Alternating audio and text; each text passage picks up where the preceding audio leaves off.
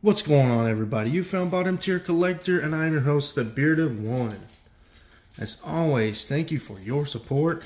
It is much appreciated, I can promise you. So you've all heard the news.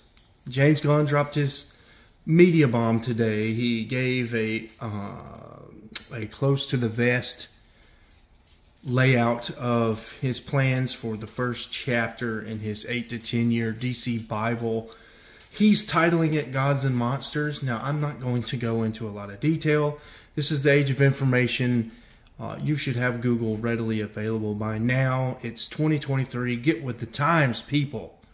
Go Google it if you want to know what the slate is that James Gunn revealed today. I've curated, I believe it's 27 or 28 books out of my collection, and I've also added 2 bonus books I'll show at the end. And this video is intended to give you guys some reading material that has to do with Lobo.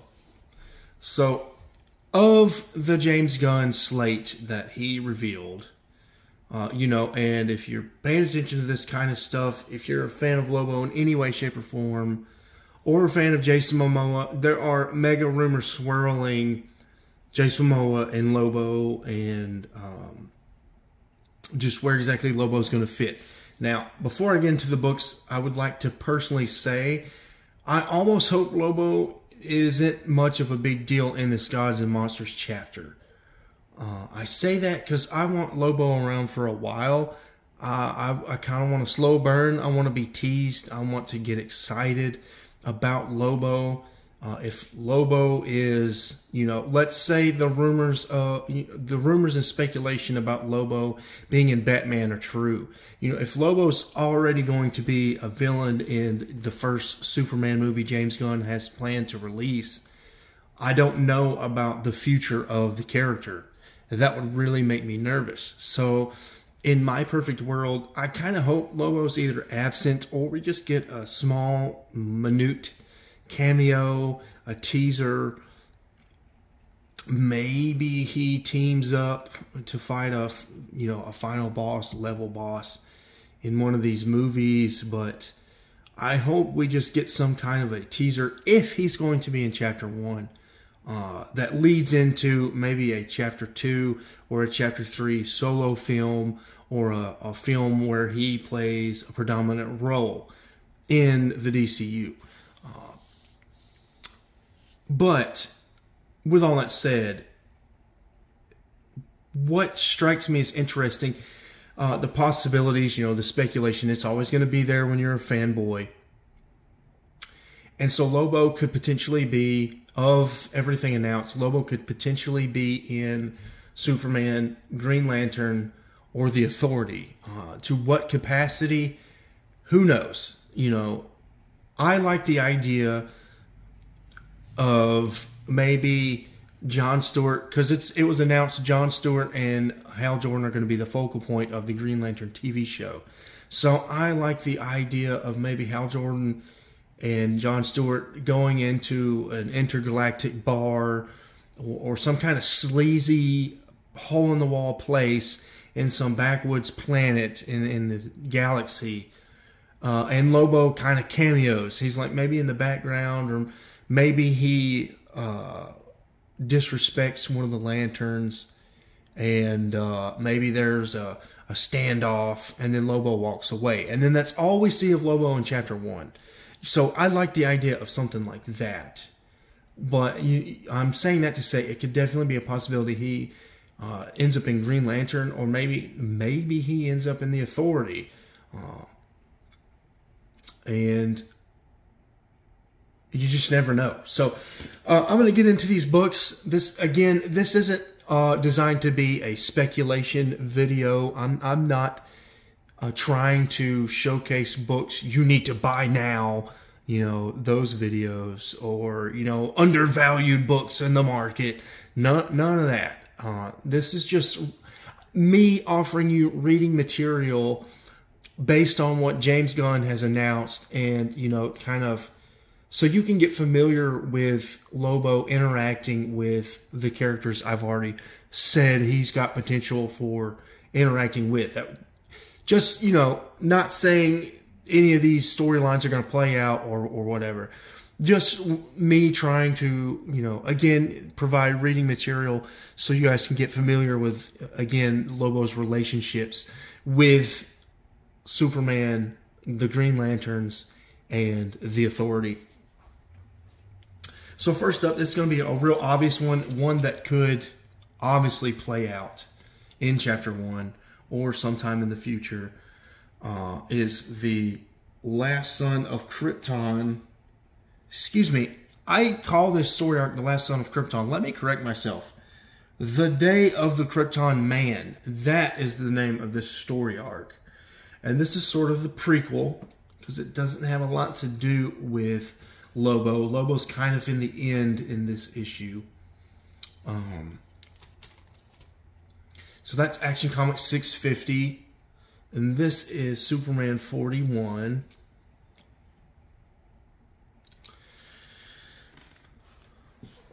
This is the Adventures of Superman 464.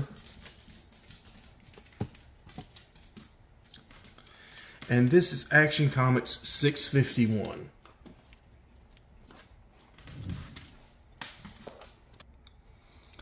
And in an effort to shorten up this video, I'm not just going to go into great detail into these story arcs. And admittedly, I haven't read every single issue I'm about to present here. But I have read this storyline, and this is probably the most famous storyline between Lobo and Superman, and it is referenced in books I'm fixing to put up here. So again, Action Comics 650, Superman 41, The Adventures of Superman 464, and Action Comics 651. That is the Day of the Krypton Man 4-issue arc.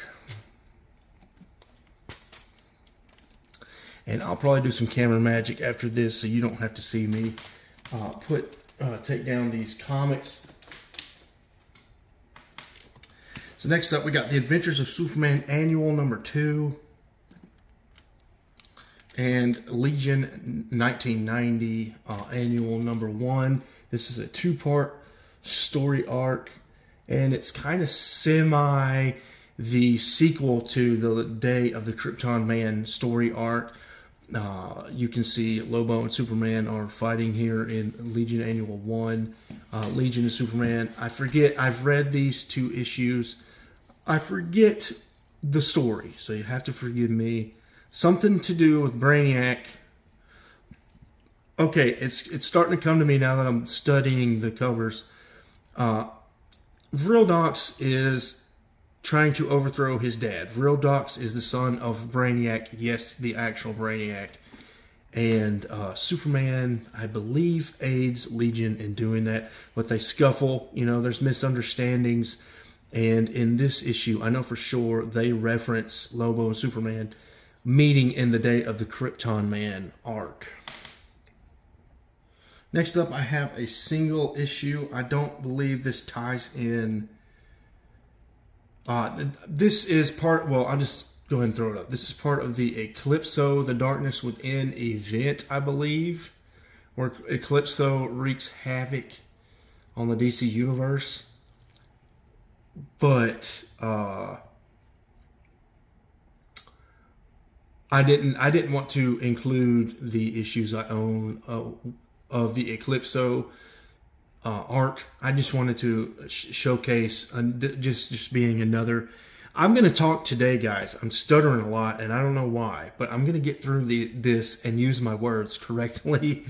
So I apologize for my speech.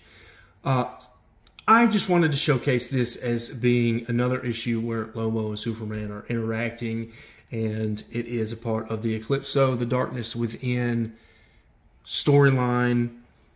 This is Adventures of Superman Annual 4. I don't know if I said that, but that is the issue you'll want to see. There's glare on the light, so I'll bring the issue up so you guys can get a good look at it. And next up we have Superman in Action Comics 695. Let's see if I can get that glare off there. There we go. And then we have Superman, the Man of Steel, number 30. I don't know why I'm supposed to do these one at a time, and here I am doing two at a time. Let me get the glare off that. So, haven't read these. In fact, this could be an art. I'm not sure. Because we got triangle numbering here. We've got 1994 number 4 and then 1994 number 5. Triangle numbering. Fanboy Prime, I'm going to defer to you because I assume you're going to watch this video. I appreciate the support. I don't want to assume anything. That would be arrogant, but you know, I know you watch my material, and if you watch this video, I'm going to refer to you. Maybe put it in the comments. Is this a 2-issue arc? I'm starting to think it is because of the triangle numbering. But I just exposed myself. I haven't read these 2 issues. But I plan to. I plan to read every issue in this video at some point. Legion 94, number 63.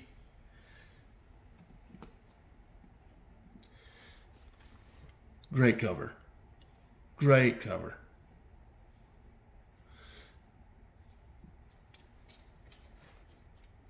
Next up, we got Superman 153, still part of the triangle numbering.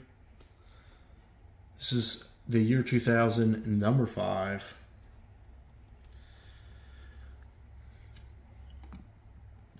Next up, we have Adventures of Superman 638.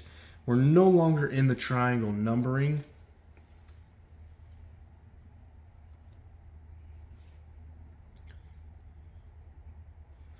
And then last but not least, we have a little one-off story.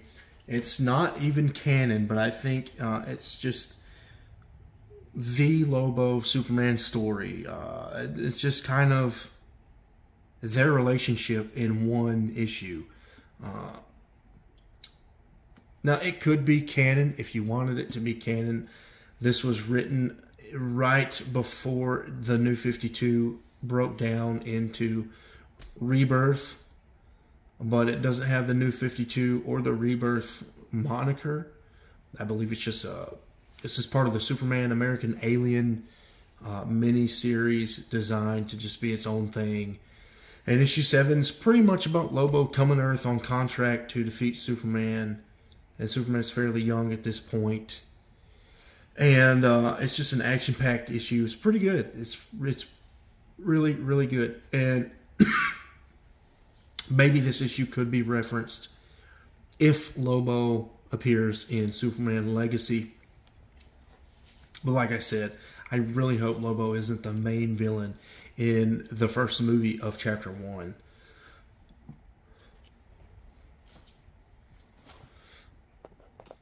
Alright, that'll do me for the Superman books. Next up, I said Lobo interacts with Green Lantern, so we're going to step into Green Lantern, and I'm not going to showcase just Hal Jordan. I do think of Hal Jordan as the mascot for Green Lantern. When I say Green Lantern, I'm usually referring to Hal Jordan. And first up, we have Legion 92, number 47. Oh, and I was saying all that to say, even though I consider Hal Jordan the Green Lantern, I'm going to showcase his relationships with all the Green Lanterns that he's interacted with. Within reason. I'm not showing every book that he appears in. Next up, we have Guy Gardner, number 8. And I think... No, it's not this issue. It's a different issue. Next up, we have Green Lantern 44. And I believe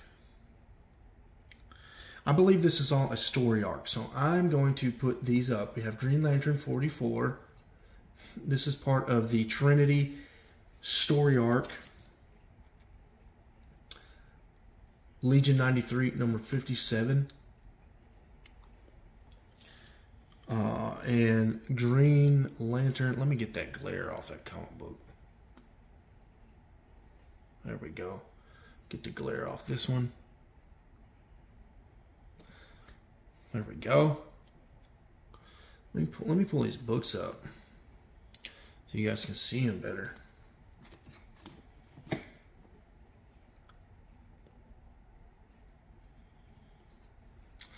And then last but not least, Green Lantern 45. Admittedly, this is a sick cover, the 45. Admittedly, I haven't read this story arc. This does culminate into Trinity. Lobo ends up appearing in the second issue of Trinity. I need to find a trade paperback or something of Trinity, because my goal, well, I'll talk about my long-term goal at the end, maybe if I want to get on a rabbit trail. But for now, I'm just going to stick to the topic. Yeah, just Lobo interacting with the Green Lanterns in the Trinity storyline. Green Lantern 44, Legion 9357, and Green Lantern 45. Next up, we have Guy Gardner number 14. This is Guy Gardner year 1. I think it's Guy Gardner 14 that kind of spins off into, I believe it's called Guy Gardner Reborn.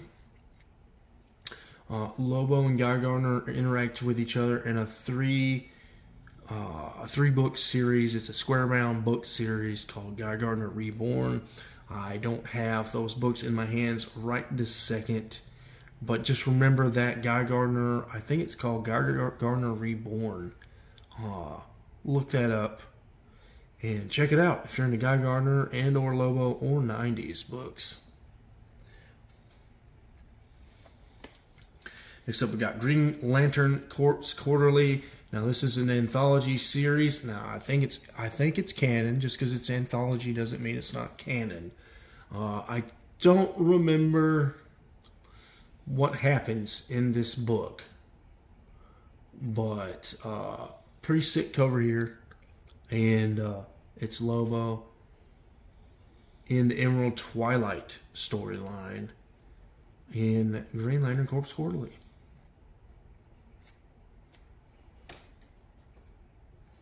Next up, we got Guy Gardner 29.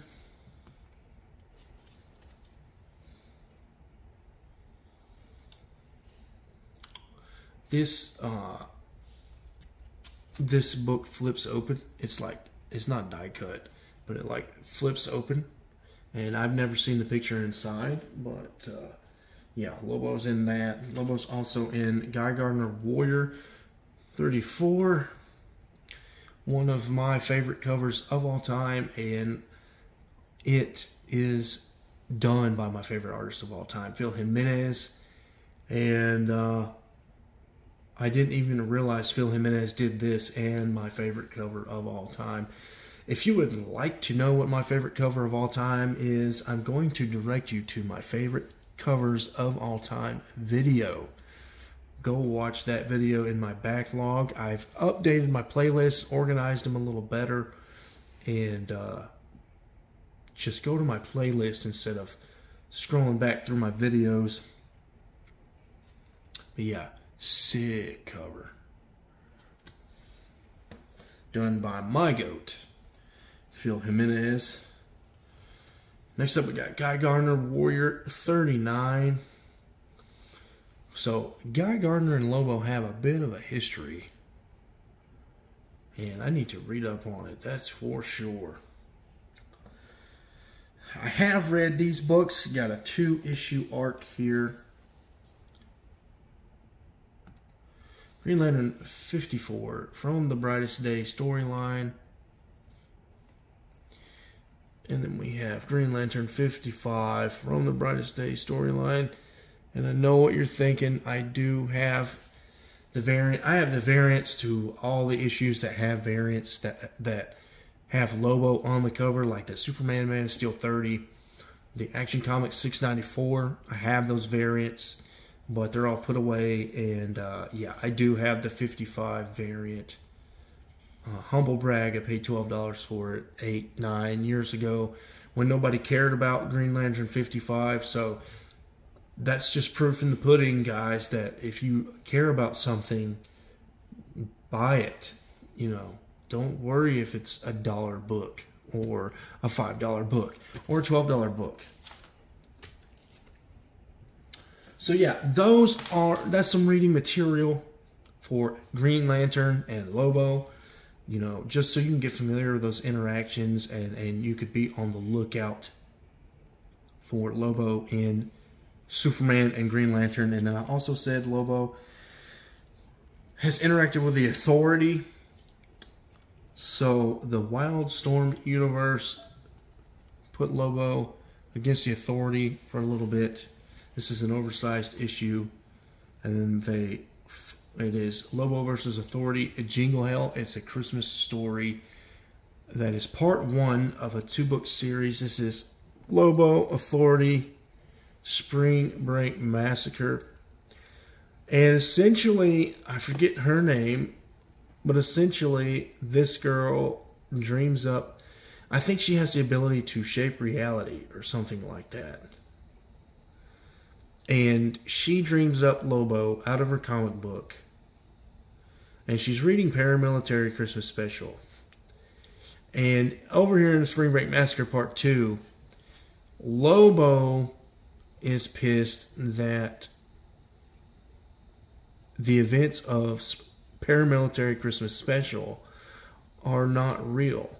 And so he goes and finds Santa Claus, and it becomes canon that Lobo killed Santa Claus. It's pretty cool. Pretty cool idea. These are mature rated comic books, so you know, I know you kids watching this, you're gonna buy a mature comic book or not. Nobody regulate, LCSs don't really regulate these comic books if you find them in a dollar bin or whatever. But just for you parents out there that are conscious of what your kids are exposed to, these are mature books, and in one, if not both issues, there is nudity. So just a little warning there for you parents out there.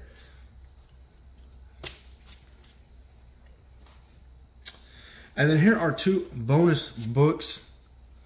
This is Superman, Man of Steel, Funeral for a Friend, storyline. Part of that triangle numbering. 1993, issue 5. Or Superman, Man of Steel, 20. And then we have Green Lantern, 81. So essentially,